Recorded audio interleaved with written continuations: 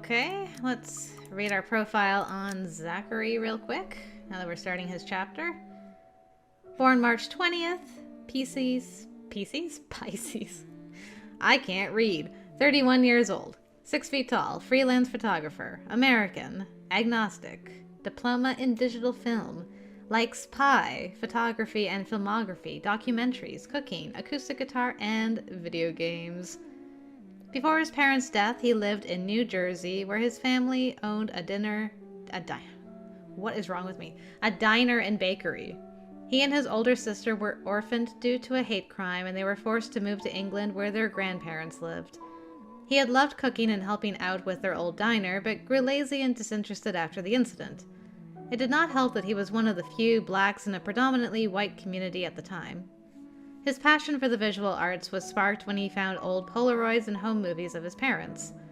Freelancing helped pay his rent, but the man had long set his sights on the indie film scene. It was during the creation of his first documentary that a robbery occurred, and Ashton was there to investigate.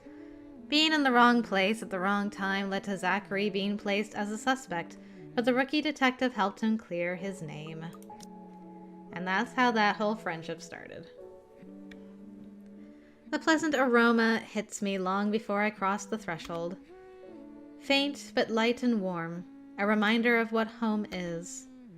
Pa's stern but commending gaze, Ma's tender smiles, the sunlight filtering through the eaves in the morning, and the distinct smell of cinnamon and vanilla as it drifts through the air every time something cooks from the room. The room. Our room. Ma and Pa's pride and joy. My sister and I too, eventually. But we ain't allowed there. Not yet. Not until we're taller or older. Not until we've learned how to take care of ourselves and not burn our hands or reach the cupboards without having to be lifted. But a little peek wouldn't hurt, yeah? The floorboards are cold under my feet more than it usually is. The walls more forbidding than what I'm used to. Farther and farther the room goes. Ma's singing ceases, and Pa... No, please wait! I'll be good! I'll sleep on time! Don't go! I can't hear Pa. Not about the raucous clanging and the deafening roar of gunshots, nor the screams replacing the comforting soft melodies. There is only the blinding fear. When my foot slips, the Red Sea that catches me is bitter and frigid, but the blood that drips in my hand is warm, warm, warm. It ain't my blood. The walls tumble and everything goes quiet. It takes a few moments for everything to fall into place, for my eyes to adjust to the relative darkness of the room. Despite the pleasant chill the AC brings, my shirt is clinging tightly to me, and my blanket a tangled mess around my throat. Morning has not even arrived, and yet... Way too early for this thing, man. And too long.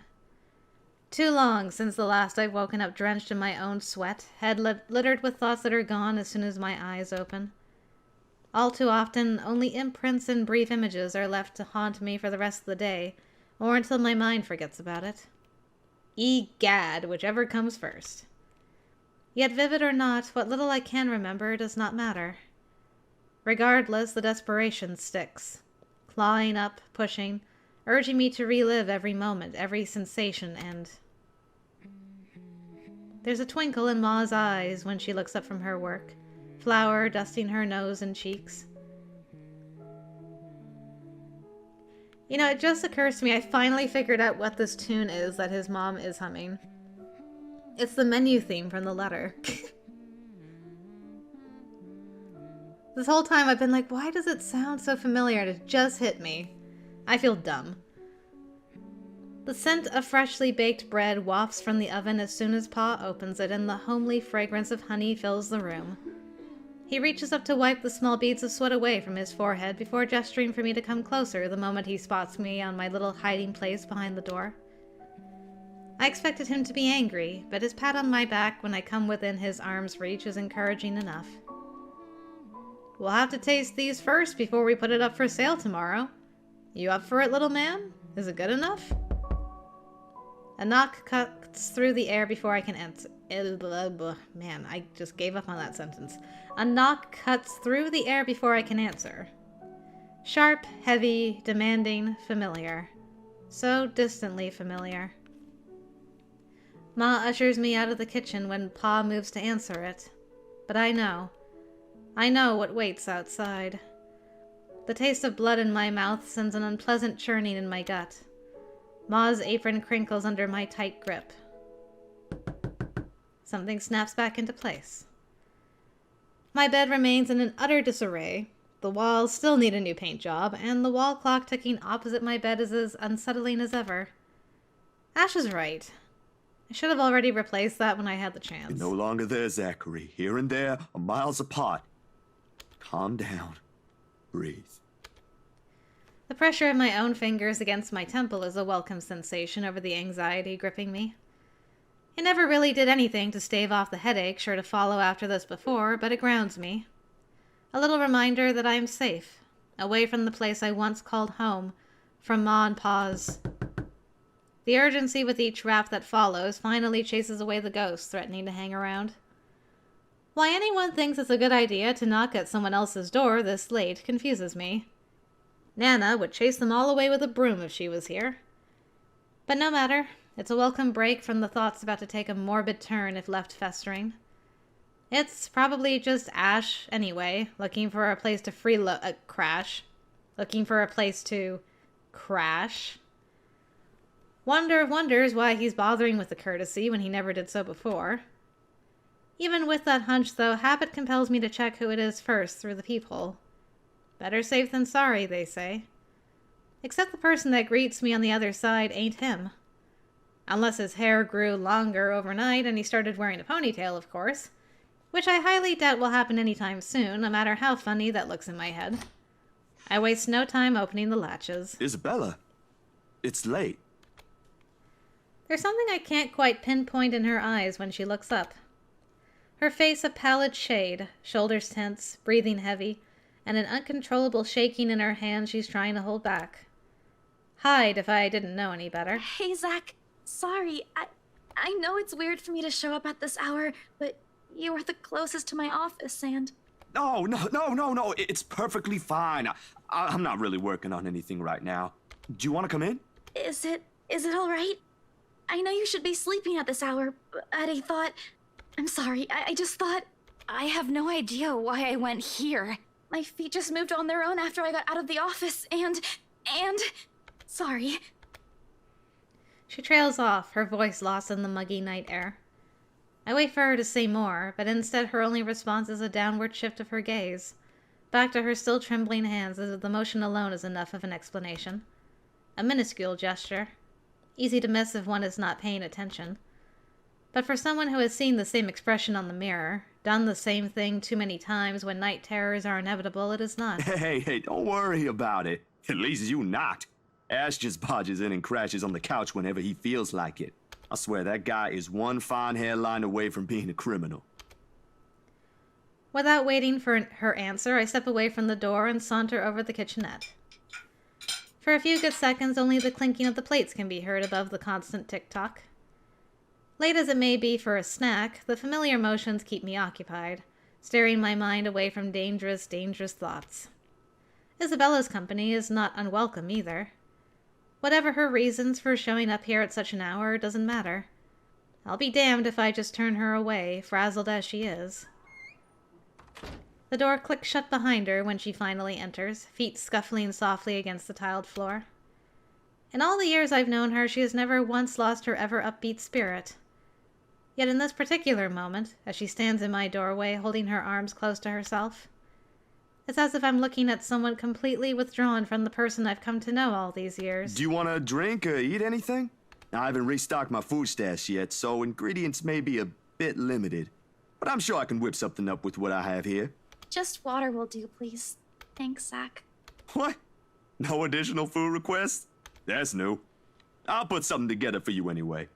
Feel free to make yourself at home. You ain't exactly a new visitor here. Although my room's not at its most presentable right now. Sorry. New freelance gigs and such. Didn't have time to fix things up here lately. It's okay. I don't mind. Usually she'd have something more to say about that. A quip, a witty remark to provoke a laughter or two. Nothing from her this time. Only a weak smile before she takes a seat on the couch, and a silence that stretches out until what we left hanging feels disconcerting.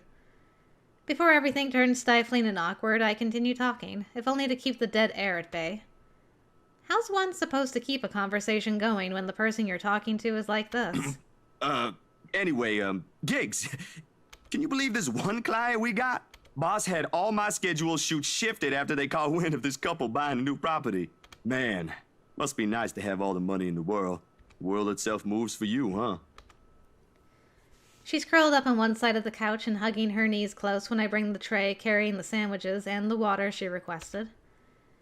She starts to straighten up as I'm unloading the contents, but pauses as soon as I hold up my hand in a halting gesture. You're a guest. Didn't I say you're free to make yourself at home? Here's your water. Careful. The tremor in her hands, though lighter now, still hasn't subsided when she reaches out for the glass. I give her a questioning look, but she is quick to avert her eyes, keeping herself occupied by taking small gulps of water. Or maybe she just doesn't want me asking questions. Worrying? The sudden loss for words, this bout of quiet not normally present in our chats. Even the creaking of the old chair when I casually take the seat is a welcome break. Although the company's familiar, this has gone way past unnerving. What happened? Overtime at work? She doesn't answer immediately. Another gulp drains her glass of its remaining contents. One would think it will be enough to help her recover, yet she doesn't lose her taut grip on the glass as she cradles it on her lap. Her eyes take an unfocused gaze when she speaks again. Yeah. Boss handed me extra work today. After what happened to Rose. Rose? Why do I feel like you've mentioned her before? Sorry, I'm better with remembering faces than names. She was my coworker. That will take some getting used to. I was just talking to her the other day. Was? Did she resign or something?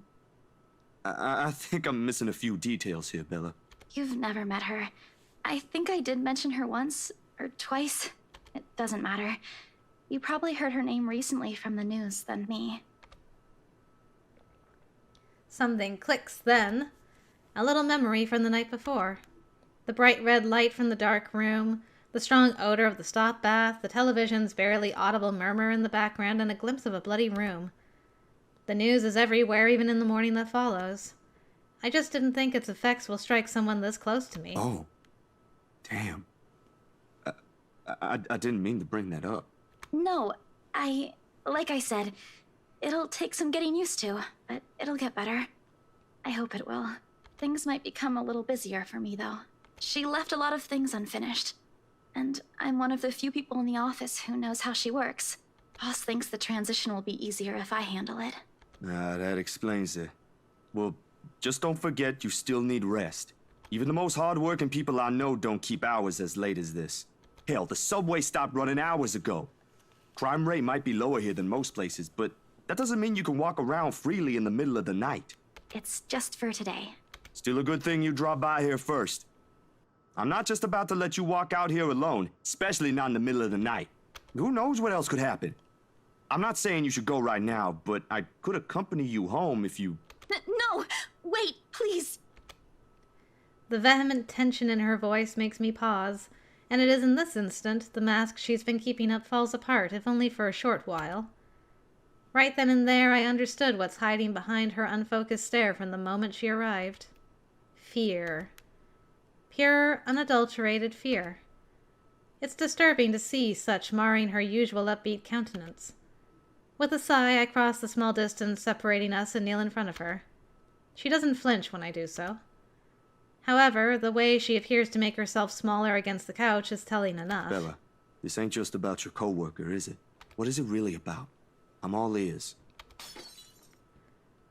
The sound of glass shattering rents through the air as soon as her hold on it loosens. In the span of a few seconds, her breathing grows labored. I don't know anymore. She claps her hands over her ears, pressing it tightly against the sides of her head. Her voice grows weaker with each word, each plea coming out of her mouth. Please don't leave me alone. I don't want to be alone right now. I can't shake it off. Everywhere's not safe and... All right, Isabella. Look at me. Look at me. My hands are firm on her shoulder when I pull her up to look at me. It takes every force of will to ignore the terror in her eyes in favor of taking control of the situation. Too close, too similar. Breathe. Breathe. You're safe here. Inhale, hold, exhale. Stay in the present. I'm here. No one's gonna hurt you. Do you want to talk about it? The force with which she shakes her head is enough reason to drop the topic altogether. No more. Please. No more. I don't want to remember anymore. Kate, no more talking. I won't ask any more. Can I get you anything? Another glass of water? I think I have a tub of that pistachio ice cream you love so much. We're gonna have to clean this mess first. Will you be fine on your own for a little while? She nods lightly before retreating into herself again.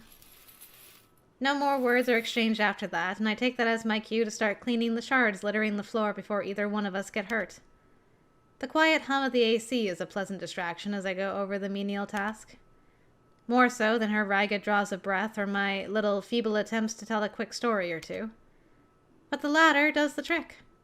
And soon enough she has already drifted off by the time I return with the promised glass of water. Her chest rising and falling in a steady rhythm, the strain on her shoulders gone. Frankly, I've never seen her this still. She mumbles something I don't quite catch when I carry her to the empty bed, and hugs herself tighter against the mess of blankets.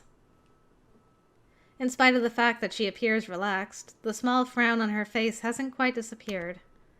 Whatever happened to her won't be leaving her any time soon, but for her sake I hope it won't stay long with her. There are still questions left to be answered. But the late hour, coupled with the sudden exhaustion, made my old couch a more comfortable bed than it typically is. All right. Journal entry. A frightened Isabella Santos knocked at Zachary Steele's apartment in the middle of the night. Shaken, she refused to say what happened. Zachary let her stay regardless. Darkness immediately welcomes me as soon as my head hits my makeshift pillow. I can only wish the dreams will keep at a distance for now. For both of us. The first few notes, while muffled, are enough to wake me. In the end, it became one of those nights when sleep passes like a blink and is plagued with vague, fuzzy thoughts. I lift a hand to rub away the drowsiness from my eyes, although it does little to relieve the gritty, burning sensation from my eyelids. Outside, the sun has yet to peek over the horizon, but night has already given way to the cool morning light, washing everything in subtle gray hues. At this hour, the entire city remains unstirring.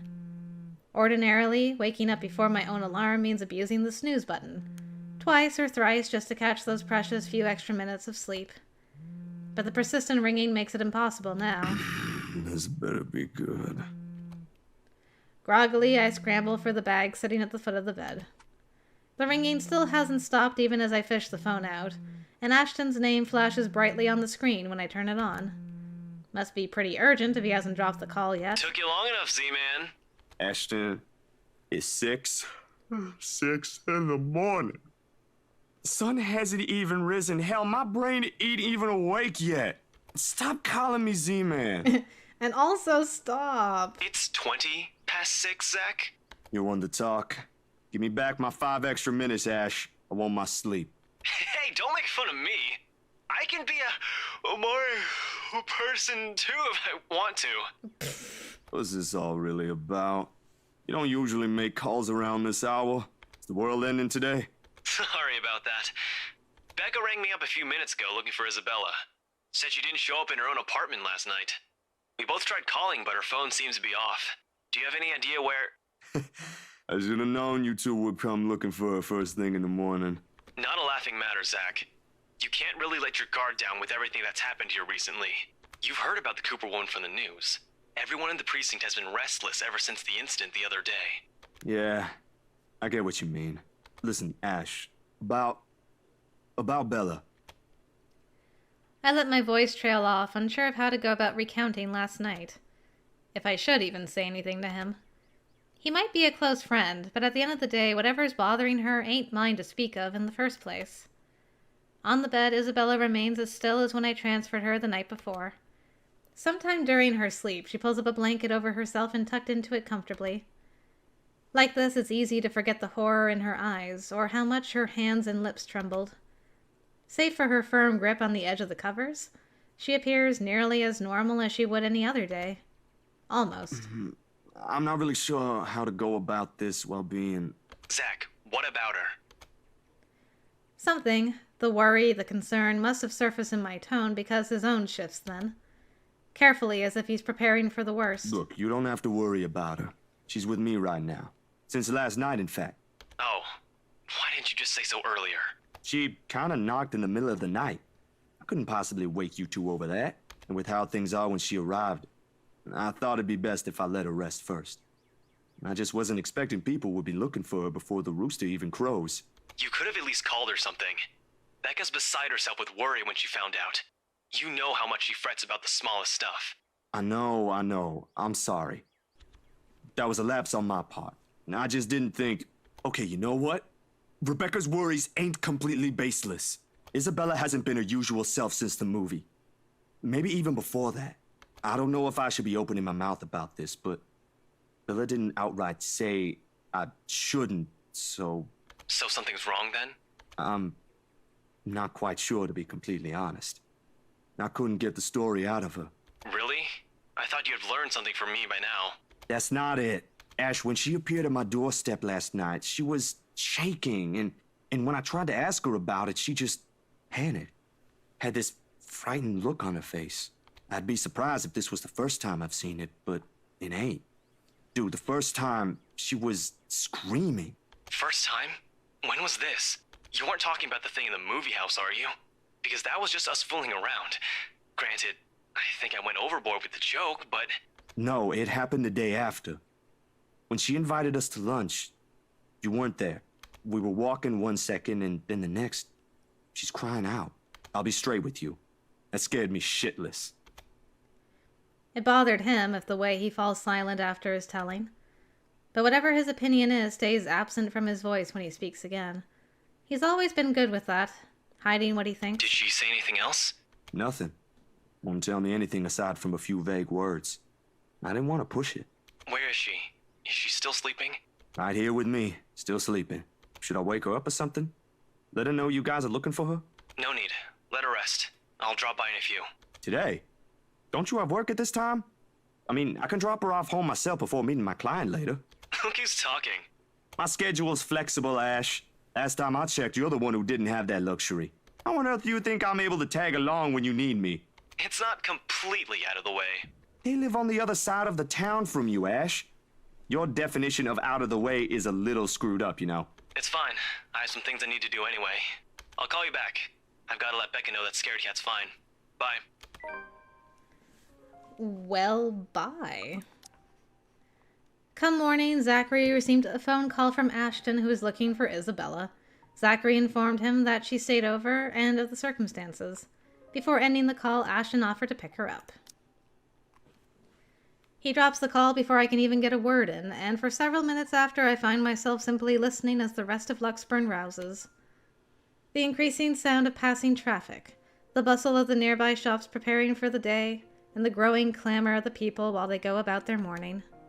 Not the most soothing sounds to hear following a troubled night, but the routine puts me at ease nevertheless. What's comforting, what's safe, what I'm used to. Nearby, Isabella shifts but doesn't wake, blissfully unaware as the city slowly stirs itself back to life. Was her night as restless as the one I had? Were her dreams as lucid? In hushed moments like this, I envy her. Unreasonable, probably a little unfair to say such in light of last night.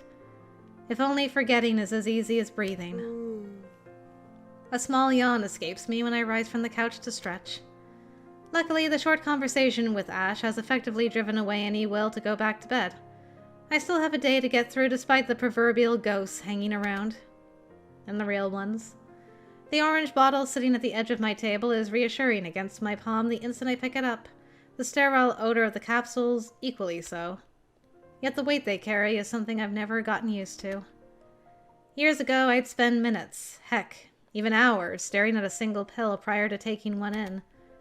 Now it's just routine. A way to stave off the unwanted nightly visits. Although I don't think Dr. Navarro will be quite pleased if he ever finds out I'm relying on them again.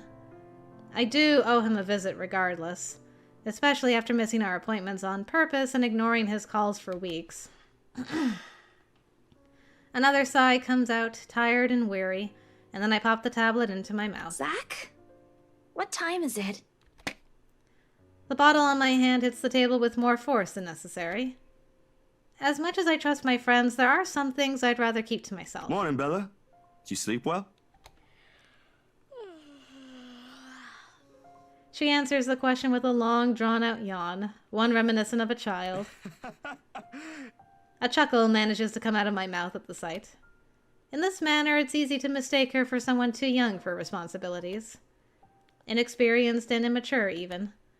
Easy to forget she was thrust into the role of an adult earlier than her own dreams can afford, to overlook how surprisingly observant she can be at times.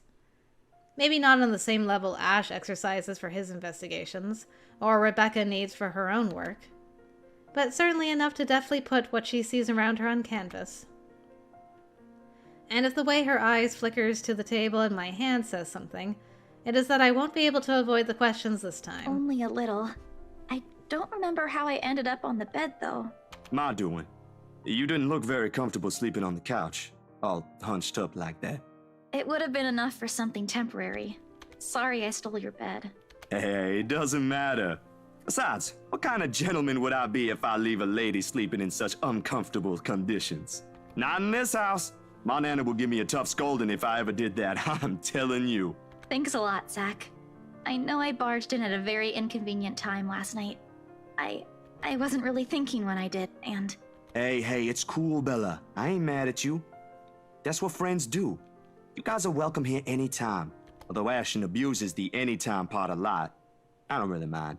We might have less wiggle room if all four of us are present, considering the size of this place. But as long as no one makes anything explode, it's totally fine. Fine or not, I still owe you one for last night's trouble, especially since you don't seem to be... A concerned expression passes over her features as she spares another cursory glance over the table, back to the bottle holding every small piece of what keeps the bad memories at bay. The blood blooming over Pa's heart, the horrified look on Ma's face as she watches him fall lifeless to the ground, and every ounce of spite seeping from the stranger's smile. You don't belong here. You monkeys don't belong here. It never stops, doesn't it? Well, you don't seem to be feeling well. Let me know, okay? I'll make it up to you somehow. She makes a slight gesture with her head towards the bottle, asking a question without really asking. Subtlety has never been one of her greatest assets, but right now, even Ash would have been a little amazed, if not at a loss for words at that. She has left it up to me whether I'll ever give her the response she wants to hear or not. A little clever coming from her, if anyone would ask me. Well, neither of these leads to a CG, so I will tell her the truth and get that positive affection. Nice. But it's never easy, ain't it? Talking about my own problems, that is. It will never be, not by a long shot. Not when I've let it stay this way for so long. I realized that long ago, when the wounds are still fresh and the dreams are a nightly occurrence. Can't force yourself to get better or move on to better things. It is what's normal now, and I can only cope. The question in her eyes may be unwarranted, born simply out of curiosity and sincere concern for a friend. I don't owe her an explanation, in fact. But of all the people I keep close in my life, she's probably one of the very few who perhaps I can trust with this. Maybe she won't understand entirely. I can never hope she will. No, never to the full extent. That alone is expecting too much of her and giving too much of what I can. However, for all her shortcomings, I know she'll hear me out. And that is all I can ask of her. My bad. I was kinda hoping you wouldn't have seen me with these. The pills rattle lightly against the container when I gently set it back to its usual place. Always the small area closest to my laptop near the right hand. Within reach whenever, and a quiet reminder of what I shouldn't miss every day. What? Oh, is it bad? I was just thinking that maybe it's a cold like Becca's. Do you need me to get anything from the store? Soup or something? There's one nearby, right? I can run real quick and... No, nothing of that sort. I'm perfectly healthy right now. It's really difficult to say, but can you promise me you'll listen at least?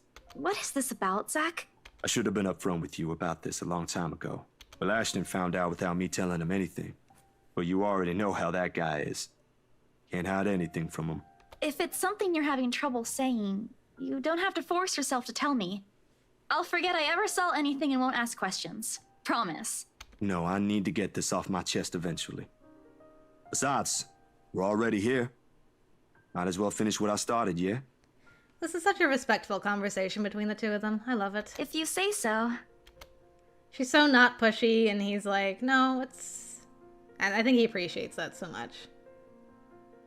It's one of my favorite moments in the game. She takes a seat on the couch, her posture easy and open and her smile honest.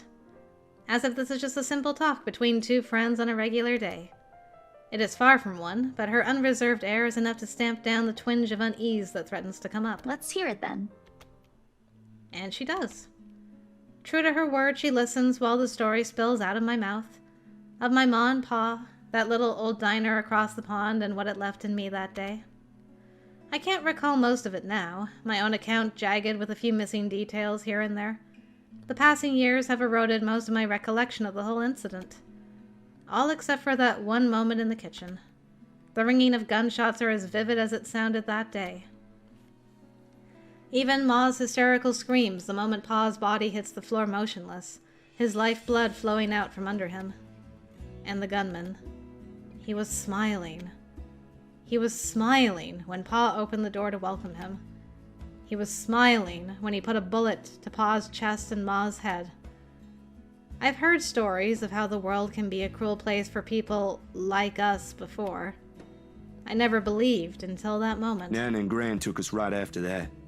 Sis and I flew straight to New Jersey as soon as they heard the news. A few days after, Ma and Pa were laid to rest. And we have a new home a continent away.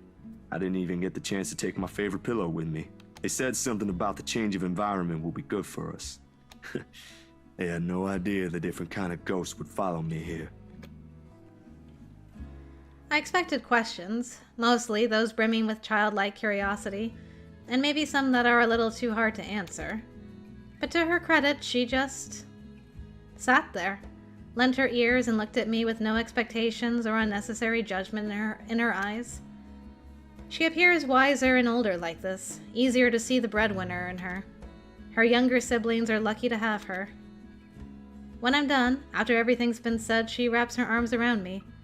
A bit awkward considering the gap in our heights, but it gets her sentiment across. But it's difficult to answer this in kind, if I'm even supposed to reciprocate the gesture given my earlier apprehension. She pulls away shortly with a smile on her face. Not the reaction I braced myself for, but it is obviously better than what I imagined. Are you not gonna say anything? Am I supposed to say anything after? Like, apologize or something? I don't think that's very appropriate, but if you want to hear one, I can think of something real quick. Not really. Other people have something to say after usually. And they're not necessarily nice either. Oh? Okay then. I won't. I can't think of something anyway. Sorry. I'm not very good with this. Who else knows, by the way? My older sister, grandparents, and just Ash and you for now. Maybe I think I should tell Rebecca too, but... But not right now? Yeah, not right now. When I'm ready. Like today. I'm sure she'll be willing to hear you out once you do. I don't doubt she will. I'm more afraid of how she'll react after. One step at a time, yeah? Whew. Surprisingly, it feels good to get that one out my chest. I was a little afraid you'd be angrier. I didn't tell you earlier than today. I'm not angry. I'm just surprised. You didn't look like it. I wouldn't have suspected. I suppose that's how it often is, isn't it? We all have our... what's the word Becca uses? Inner demons? But this is something personal to you. I understand why you'd rather have a few people know. That too. Well, these past few weeks haven't been easy for you. I didn't want to add that. Not after last night. Something passes in her face. Brief, fleeting, and disappears right before I can recognize what it is. You okay? Yep, no worries. I'll be fine. Look, about last night, never mind. This isn't a good time, but don't lose sleep over this, alright? What's important is you got what you want to say out, and if you need me, I'll be here. I should be relieved. Her words are more than reassuring to my ears. There should be comfort in hearing those alone, in knowing I have another person to rely on if things ever go bad. But somehow I find myself worrying more for her instead. I'll make another attempt to get the story out of her if I can. But this is a dance I know all too well, and with her I doubt forcing her to say something would yield any results. As much as I want to imitate Ash, there's only so much I can ask that won't result in something a little over-disastrous. At best, she'll stop talking to me until a week passes. At worst, I'd rather not risk it. I've never seen her angry. Outright annoyed, maybe, and often directed at Ash, but never furious. What do they say again about happiest people when angered? Besides, it'd be unfair to her after our little chat. So, food then? She seems relieved at the brisk change of subject, and as if it has been simply waiting for its cue all this time, her stomach rumbles at the mention of food. Rather loudly, as a matter of fact. Alrighty, Missy. We're going to get some chow now. Better be quick, though. Can't have your stomach starting a revolution on us here. Don't make fun of me! I'm not that hungry. Maybe a little. I didn't think I'd end up skipping dinner last night. And now we have one starved stomach protesting. Sorry, it'll be nothing fancy, since I'm a little low on stocks. I should probably drop by the grocery store after the meeting this afternoon. I can make a quick run for you if you want. Nah, I've got enough to put together something nice here. Maybe. I could always improvise if we're missing an ingredient or two. It ain't like we're going for a Michelin 3-star status here. Also, didn't I say you're a guest?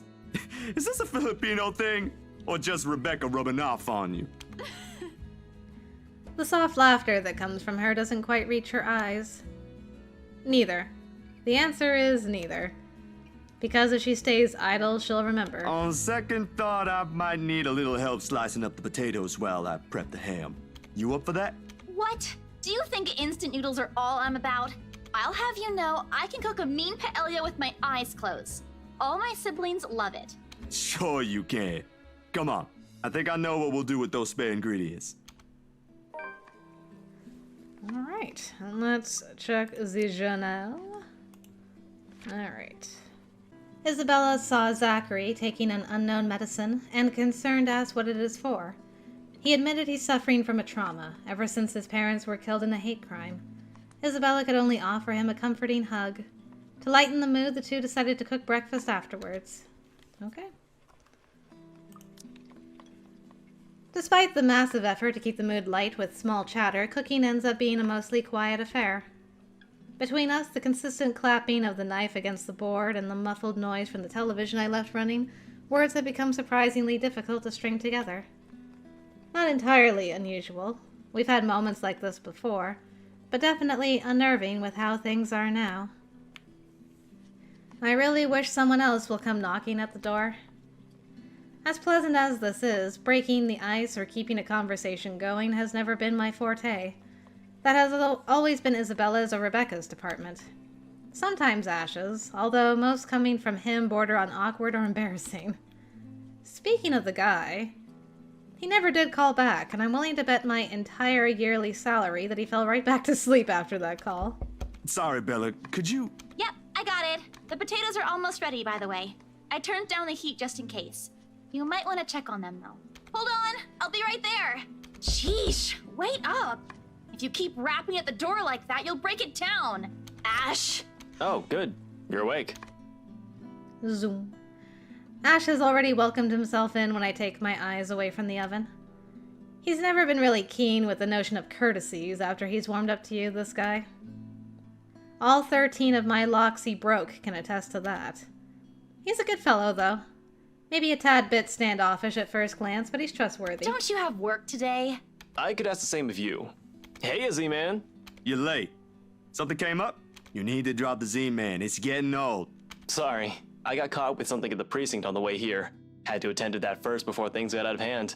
I'd tell you about it, but you know how it can be with those kinds of things. Later, maybe. And you're here because... What? I'm not allowed to say hello? I doubt you're here because of that. And you're not answering my question. Ah, my bad. Forgot to mention that. He called earlier looking for you. Rebecca's worried because you didn't come home last night. You could have called my cell instead. You weren't picking up. Anyway, I'd really hate to cut this little get-together short, but I need to be somewhere else. Come on, Isabella, let's get you home. I'll drop you off on the way. Wait, we're going now? He lightly claps a hand on her arm and begins ushering her out of the apartment, throwing a casual wave at me as they pass. Isabella, on the other hand, doesn't appear too fond of the idea. And sure enough, before they can even cross the threshold, she puts a firm foot down, the force alone enough to halt them both and catch the taller man off guard. It would have made for a funny picture. The way Ash almost crashes into her and Isabella giving him an indignant pout over her shoulder. Surprise and confusion are in his face all at once, two things that rarely ever grace it if he can help it. A rare moment, even for our small group. If only I have my camera with me. Dang. It's right there on the table. What is it? Zach cooked something. If it's just food, I'll get you something on the way back. What else would he be cooking? But the food! It's Zach's cooking. Real delicious food that actually tastes like food. At least stay and have a bite. Please? Zach, help me here. These two. Whenever they are in the same room, sometimes it feels like herding a group of unruly kids instead of talking to two mature adults.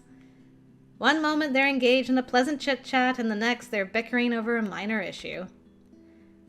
Frankly, if I didn't know any better and I have an overactive imagination, I'd say there's something going on.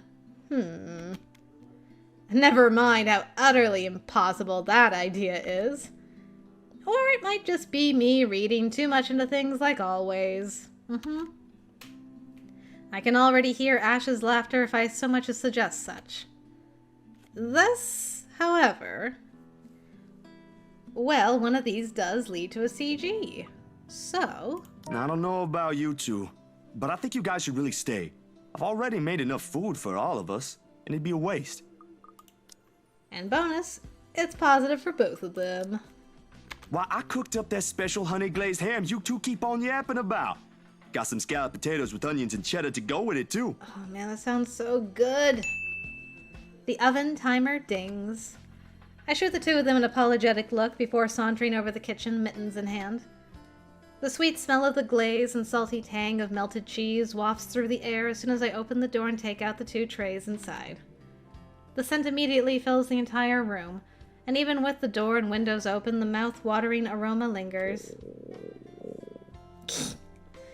It's appealing enough that when I put the dishes down on the counter, another starved stomach protests loudly, followed by a burst of laughter. My head snaps up at the two of them, and I can't keep back the smile at the sight they make. Isabella is clinging to the door frame for support, doubled over with breathless laughter. Ash is the more composed of the two, trying to look unconcerned, but a flush has crept up his neck and cheeks. It's clear whose stomach that came from, and Isabella's not going to let him live this down. You're in no place to reject an offer of free food, Frey. Free Food Frey, that was his nickname in high school. I wasn't rejecting anything.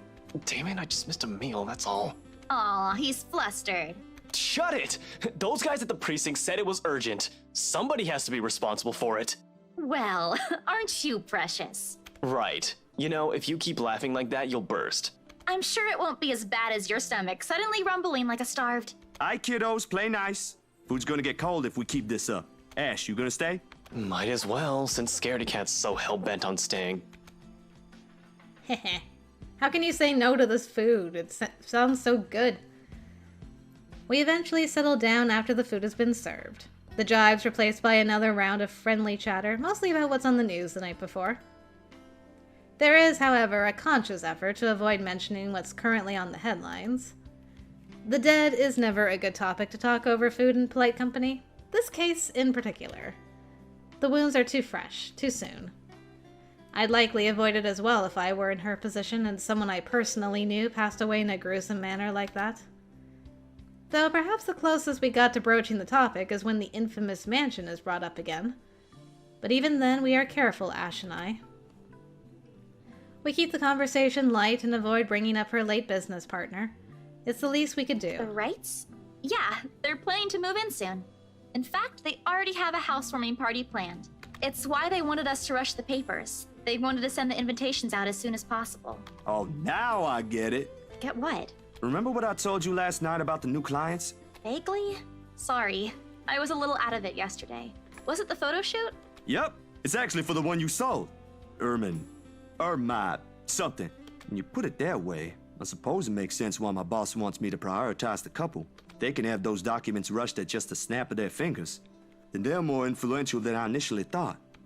Man, I guess my boss is expecting a lot more from this project than I expected. Hope I can live up to it. Your photographs are more than good enough, Zach. You'd probably win an international award if you let yourself. Ma'am Hana's easy to please, too. As long as you're good at following instructions. Easier said than done. Different clients have different tastes, after all. Still, a week? I don't think that's possible. Now that you mentioned it, yeah. They wanted everything finished at the earliest. To be honest, it's not unheard of, but... But it's still weird. Fishy. Still weird, yeah? A slip of the tongue. Still barely noticeable to someone who's already familiar with Ash's ways, yet in this moment it's impossible to miss. I shoot him a curious glance, but he ignores it. Rather pointedly. I can't exactly say it's like that, where I'm just the middleman after all. As much as I want to comment on it, I only know what's on the surface, not the in and outs. It's just that BRC and my boss are more hands-on with the legal stuff this time, despite having a separate department dedicated to it. Maybe Mr. Wright helped with it too. They have their own legal team for this, don't they? Well, they should have one. Especially for a big property like this. They have, but like I said, it's off our hands. Rose and I don't handle this stuff in the office. If anything, to me, this just means I'll be able to send the rest of the funds to Papa's treatment earlier. I guess that makes a whole lot of sense. Officially off our instant noodle diet, aren't we? Ash, has anyone ever told you that you have an uncanny way of ruining the mood? What? I was just saying. A few more months of stuffing your face with those, and I'm sure you'll start to look like a noodle cup. That's a pretty picture. At least I don't live off convenience store food. Or make poor, unassuming pressure cookers explode. What? How did you... What? Oh, come on, Zach. Sorry, it just came up while we were cooking earlier. I'm impressed, Ashton Frey. You even made it to the news. A one-time thing. And it wasn't as big as you seem to be imagining. Oh, sure. Let's all pretend that one time you almost set my apartment on fire didn't happen too. Hey, that was an accident. You were making a salad, Ash. That part is always so funny. I'm like, how? Can we please move on to a different topic? It helps. The casual talk, the harmless teasing, the mundane stories interesting enough to let time pass unnoticed. By the time lunch ends, the shadows are no longer at forefront of my mind. If it's the same for Isabella, for whatever troubles her, I can never tell. These things, the anxiety, the fear, they ain't easily seen, ain't easily forgotten, after all. You go on ahead. I've got a few things I need to ask Zach. I'll be downstairs in a minute. Confusion briefly flashes in her eyes as she catches the keys he tosses over, but he doesn't give her an answer and waits for her to go ahead. How sure are you I won't be driving away with your Shirley? You don't even have a license. Do you even know how to? Papa taught me how. I'm probably a better driver than you. See you later, Zach. Thanks for the food. Always has to have the last word, don't you? You're welcome. I'll send you the recipe for the potatoes tonight. A grin is back on her face when she leaves and closes the door behind her. For a little while after we're left alone, Ash goes wholly quiet, listening, waiting for her remaining footsteps in the hall to fade. The earlier amusement is gone from his face, replaced by what I can only describe as trepidation. I know that look all too well. When he's like this, he's expecting shit about to go down at some point soon. That wasn't very nice, Ash. What was that with Isabella earlier? You're usually subtler with your questions. They hired you. Hired me who? Don't change the subject yet. What's really going on here? The Wrights. Luke and Hannah Wright. You said your next gig is with them. Is that what this is all about? Just be careful around them. You have no idea what you're dealing with when it comes to that couple. I'd rather you stay as far away from them as possible, but you're already here. Isabella's their real estate agent. Seriously, of all the people in Luxburn. Okay. I guess I'll just have to take your word for it. He nods, claps a comforting hand on my back, and turns to leave without another word. He's never been good with those. More often he fumbles with what he wants to say, but his actions alone are enough to tell me how grateful he is for the trust. He reaches for the knob as soon as he gets to the door, but doesn't turn it. Instead, he looks back and gestures with his head towards the table. I don't need to follow his line of sight to know what he's going to ask about. He's likely taken notice of it the moment he entered the room. You back on those? I haven't seen you taking them in a year. Yeah, I kinda had to. It got worse after the film fest. The dreams, that is. I don't think I'll be doing that again anytime soon. Heard about that. Don't drop it, though. You don't want Becca scolding you. She actually enjoyed the movie you made, and she's hard to please. Consider that a small victory. You don't have to tell me. She already did. Rebecca and Bella both gave me an earful after I said the opposite. Promised them I wouldn't, but you can never tell. Hopefully, once I feel better, I'll be able to think about it properly. Speaking of Bella, she didn't open up to me, but maybe with you and Rebecca. Yeah, I'll try. I can't promise anything, but I'll talk to her. Thanks. That's all I'm asking. This time, when he reaches for the door, he lets it close fully behind him without glancing back. Alright. Delicious. Ashton arrived to fetch Isabella hours later, but she didn't want to leave after all the food they prepared. In the end, Ashton acquiesced and stayed. The Wrights and Zach's upcoming gig were the few topics touched during their talk over breakfast. A mild draft sweeps into the room as I close the door behind him, slightly disturbing the papers on the nearby fridge. A lone note flutters by my feet, the letters on the surface glaring at me with mute intensity. Ermengarde Mansion, H. Wright, 11 a.m. After Ashton's warnings, they all hold a different meaning now.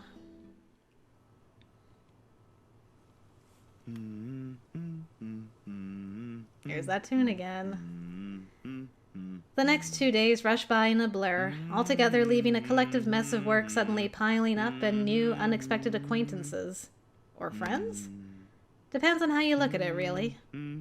Either way, I'm stuck developing these photos at 3 in the morning to reach a deadline set by an over-eager art director. Don't get me wrong, Julius is good, has a vision, and knows what he wants. But damn, he can be too enthusiastic sometimes. Doesn't matter when you couldn't sleep anyway. There's nothing new in it, of course. After years of working as a freelance photographer, it's simply something I have grown used to. Get to know people, build a client base, do good work, and cash in some late hours if need be. Rinse and repeat. It certainly takes a while to get some footing on the field, but it's the kind of thing that pays off in the long run as long as you keep at it. Given enough time, you might end up with big names on your client list. Names like the Wrights in particular. I never did pay much attention to them, but it's virtually impossible not to hear about them when a local news channel or paper has something to say on their name. A party here, an acquisition there. Sometimes it's a new business venture. Other times it's the everyday gossip that typically follows popular people like them. Not in a million years did I ever imagine I would end up working for such a high-profile couple. And between that and the fuss that comes with, it leaves me no time to ponder over whatever happened to Isabella, or why Ash is so adamant we keep away from the pair. They do seem like the good folk, though, despite the whole fame thing. Sure, there was a rumor running around years ago about him being involved in some business scandal. But just like every gossip blown out of proportion by the media, nothing came of it, and eventually it simply died down. Much is definitely left to be said for the husband, but I doubt a woman like Miss Wright would pick him if he doesn't have any good points at all. Miss Wright, Hannah herself, though. She ain't particularly bad the way the press makes her out to be. The tabloids had it all wrong, that's for sure. For someone born with a silver spoon in her mouth? Well, she ain't exactly what I was expecting. Among other things, the newfound friendship is what I least expected from her, but here we are. Although with a life as public as the Wrights, no wonder it's the woman who often gets the crappy end of the stick. I can't help but feel sorry for her. She's a real nice person when given the chance. Heck, she might have even ended up friends with Rebecca and Isabella, too, if they weren't living worlds apart. Probably. The beep quickly pulls me back before my thoughts travel any further. In one practice motion, I carefully place the wet print I'm holding on a drying rack and amble over my makeshift dark room to get the last photos from the water bath. Inside the converted broom closet, the film processor lets out another soft clack before going on its standby mode. At its mouth, the lone photograph sits on the tray, barely visible with the lack of light. It's the last one tonight for the set Miss Wright requested. I don't usually make this a habit, giving away stuff, that is. It's bad for the business, no matter how well-intentioned or generous you are. This exception, however. She did treat me well, and was a pleasant companion all throughout the shoot. Even if she didn't ask, I would have probably given her a few prints just for the hell of it. Miss Wright ain't such a bad subject matter to begin with. And maybe this is just me, but for someone who has everything at the palm of her hands, all the money in the world, a loving husband, and a plenty big mansion to call home, she's lonely. She doesn't just appear like it. It shows in the tone of her voice, how she moves, and most certainly in her smiles. Always hidden behind the glamour for the world to never see. Sometimes for people like her, small things like these helps. A little reminder that the world can be kind too. Water drips from the paper as I blindly pick it up and gently lay it on another tray, holding a decent amount of photo flow. A few seconds under the solution is all it needs before it's ready for drying. No good rushing this last one, even if my body is already screaming for some decent snooze. My hand fumbles for the light switch, moving towards it with familiarity, while I fish for a squeegee among the mess of tools in a drawer with the other. The bulb flickers twice before its glow settles and casts a soft light in the tiny space. When I glance back down, squeegee in hand, ready to finish the process and finally call it a night. What on earth? Her head is gone. Well, it's kind of warped. Blurred and distorted beyond recognition, rather. There you go. The area completely smudged over, leaving no trace of the same sweet smile the good woman carried in all the previous prints. Damn, that was too careless. A common mistake to make, of course, if one is negligent enough to pick a newly processed photo in the dark, like I apparently did. It has happened before. Loads of times, actually. But I still can't help but feel a small pang of frustration over one mistake a newbie would likely make. With a sigh, I reach up for the switch again, intending to develop a new one from scratch. It could pass off for one of those supernatural pictures they show on TV, though. A memory clicks. One cursory thought in the sea of many, and a short yet distinct second from the day before. A glimpse is all I got, but it's enough to burn the image in my mind. There was a shadow. No. A woman. In her 20s or early 30s, maybe? But with how far gone her flesh alone has become, it's not possible to tell at first glance. The skin itself has already taken a sickly pale color, rotten in most parts, blood dripping from every open gash and lesion on her body.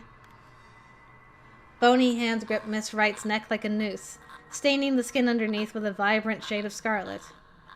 Nothing but malice fills the gleam in her eyes. Zachary? Not for me, but for Miss Wright. Zach, is something the matter? Oh no, there's nothing wrong. I just remembered something, that's all. Let's get back to the pictures. Can you move a bit more to the left, yeah?